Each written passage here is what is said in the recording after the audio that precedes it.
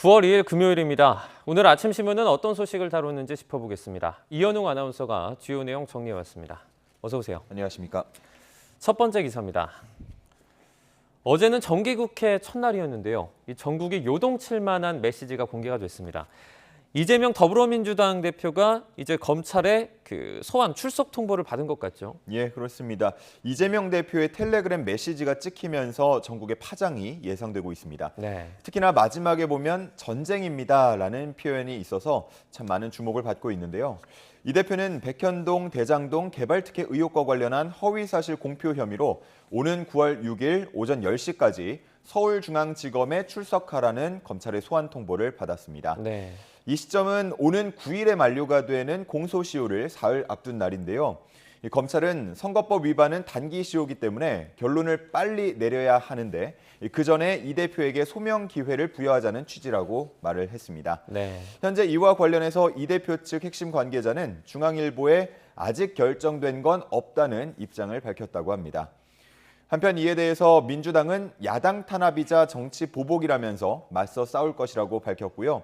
국민의힘은 의혹을 해소하기 위해서는 소환에 응해서 성실히 조사에 임해야 한다고 다소 압박하는 말을 했습니다. 네, 이제 국민들은 이 전쟁이라는 단어가 아니라 협치라는 단어를 좀 더 바라고 있을 텐데 저희가 한번 지켜보도록 하겠습니다.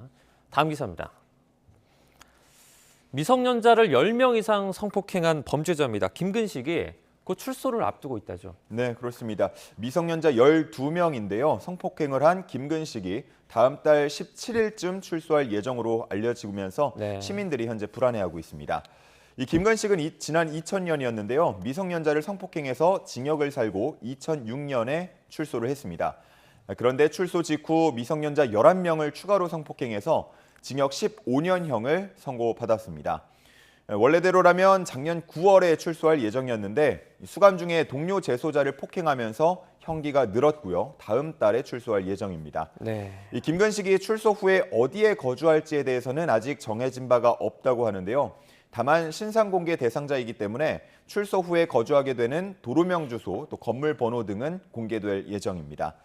시민들의 불안이 커지면서 정부는 출소 후에 김근식에 대한 감시와 관리 방안을 마련하겠다고 밝혔습니다. 네, 이제 신상 공개 정보만으로는 좀 부족한 감이 큽니다. 앞으로 정부가 내놓을 관리 방안에 주목을 좀 해보도록 하겠습니다. 다음 기사입니다. 이제 추석 연휴가 일주일 정도 남았습니다. 장 보는 분들이 많은데요. 한숨이 많이 나오고 있다죠. 네, 그렇습니다. 이 동아일보에 실린 사진, 두 가지 사진 비교가 돼 있는데 함께 보시면요. 왼쪽이 1년 전, 그리고 오른쪽이 올해 5만 원으로 살 수 있는 성수품을 비교해 둔 겁니다. 같은 품목이라고 봤을 때 대부분 크기나 혹은 그 개수가 반 정도로 줄어든 걸 확인할 수가 있는데요. 네. 다시 말해서 그만큼 물가가 올랐다고 볼 수 있겠습니다. 거리두기 제한이 사라진 뒤 오랜만에 가족들이 한자리에 모인다면서 들떴던 마음도 이렇게 물가만 생각하면 푹 가라앉게 되는데요.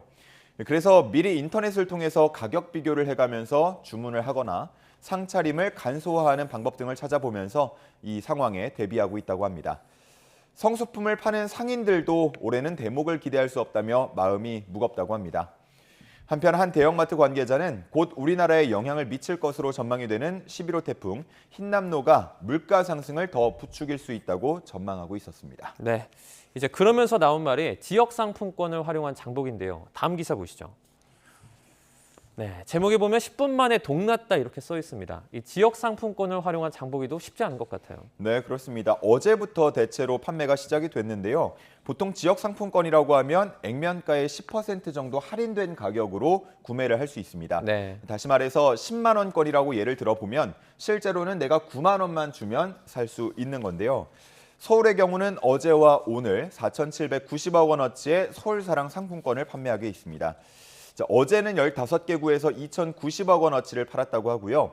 오늘 10개 구에서 2,700억 원어치를 판매한다고 합니다. 네. 하지만 구매가 쉽지는 않을 수도 있겠는데요. 어제 조선일보 기자가 상품권을 구매하려고 시도해봤는데 130만 명이 대기 중이다라는 알림을 받다고 합니다. 네. 빨리 마감된 곳은 판매 시작 13분 만에 모두 동났다고 하는데요. 한편 서울신문을 보면 이런 지역사랑 상품권은 주로 공공배달앱과 세트로 사용되는 경우가 많다고 했습니다. 공공 배달앱에서 지역사랑 상품권으로 주문을 하게 되면 할인 효과를 극대화할 수 있기 때문인데, 하지만 정부가 내년 예산안에서 지역사랑 상품권에 대한 국비 지원 예산을 전액 삭감한 것으로 전해지면서 소비자들이 다시 거대 민간 배달앱으로 돌아갈 우려가 있다고 전하고 있었습니다. 네. 국비 지원이 끊긴다고 해서 지역사랑 상품권이 모두 사라지는 건 아니겠지만 아무래도 지자체의 부담이 늘면서 운영의 차질이 불가피하다는 전망들 나오고 있습니다. 네. 다음 기사입니다. 어제부터 이심 서비스가 시작이 됐습니다. 그러니까 하나의 스마트폰으로 두 개의 휴대전화 번호를 쓸 수 있는 건데요. 아직은 조금 생소하거든요. 좀 소개를 해주시죠. 네, 한겨레 신문에 실린 기사 보면서 설명을 드리겠습니다. 그동안 업무용, 사생활용 혹은 그 밖의 이유로 스마트폰을 2개 이상 들고 다니는 분들도 있었습니다. 네. 그런데 이제는 이심 서비스가 시작되면서 굳이 여러 개의 스마트폰을 들고 다닐 필요가 없어졌습니다. 이 이심은 기능으로만 보자면 그동안 스마트폰에 삽입해서 사용하던 유심 칩과 역할이 같은데요. 다만 물리적인 칩이 필요하지 않고 다운로드를 받아서 사용하면 되는 방식입니다. 네. 유심 없이 이심만 이용할 수도 있다고 합니다. 이렇게 두 가지 회선을 사용할 때 각각 다른 통신사를 이용할 수도 있다는데요. 이를 잘 조합하면 통신비 부담을 줄일 수도 있다고 합니다. 예를 들어서 전화 요금이 저렴한 한 통신사와 데이터 요금이 저렴한 다른 통신사를 조합하는 방식을 이용하면 통신비 부담을 줄일 수 있다는 거고요. 네. 또 국내 통신사와 해외 통신사를 함께 써도 된다고 하니까 유학생이나 해외 출장이 잦은 직장인 분들에게도 유용할 것으로 전망되고 있습니다. 이런 이심 서비스를 이용하려면 듀얼심 모드가 필요한데요. 좀 오래된 스마트폰에서는 지원하지 않는다고 하니까 관심 있는 분들은 본인의 스마트폰 기종을 잘 확인해 보시기 바랍니다. 네. 다음 기사입니다. 한중일 국가들이 이제 방어와 공격에 모두 뛰어난 이 이지스함 확보전에 경쟁을 붙이고 있다죠. 네, 맞습니다. 한중일 3국이 이지스급 최첨단 구축함 확보 경쟁에 일제히 뛰어들고 있다는 기사가 조선일보에 실렸습니다. 네. 지금 사진에 나와 있는 한중일 이지스함급 구축함의 모습인데요. 우리나라는 지난 7월 네 번째 이지스함인 정조대왕함을 처음으로 물에 띄웠습니다.